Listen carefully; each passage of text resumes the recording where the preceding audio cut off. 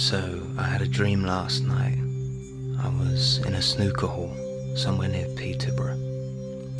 The air was thick with cigar smoke, and there was a Regency transistor radio in the corner, which was playing a perpetual loop of Tequila by the Champs. I immediately sensed that there was something awry as I was drinking Campari.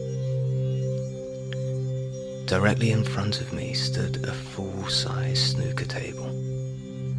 But this was no ordinary snooker table, for in the center there was a scale model of a Himalayan mountain range, and all the balls were apples. Braeburns, I suspected. Standing on the other side of the table was 50s rock and roll icon Chuck Berry.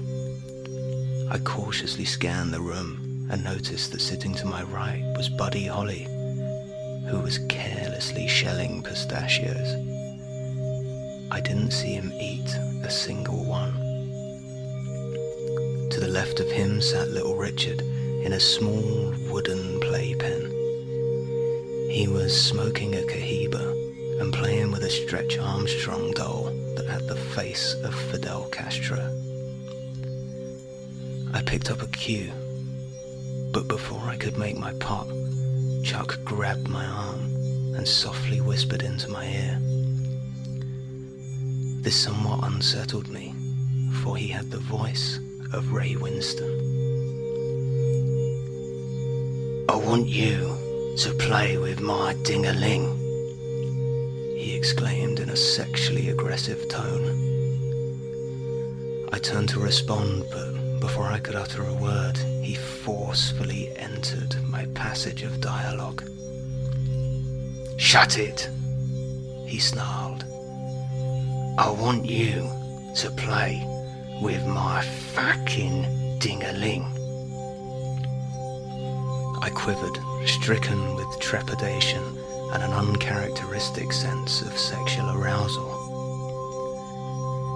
"Do you want to come out the back and watch a video of ladies making toilet?" he solicited. I didn't.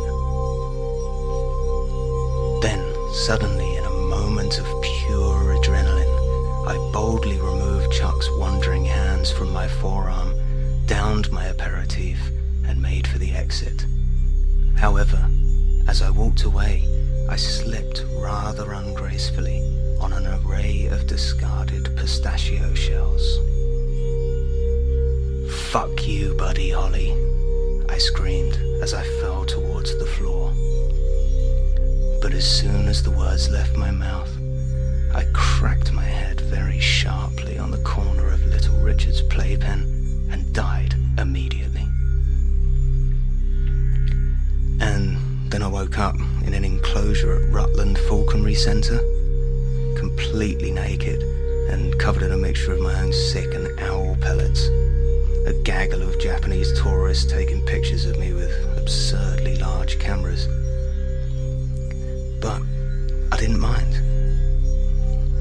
In fact, for one of the first times in my life, I felt sincerely, truly happy.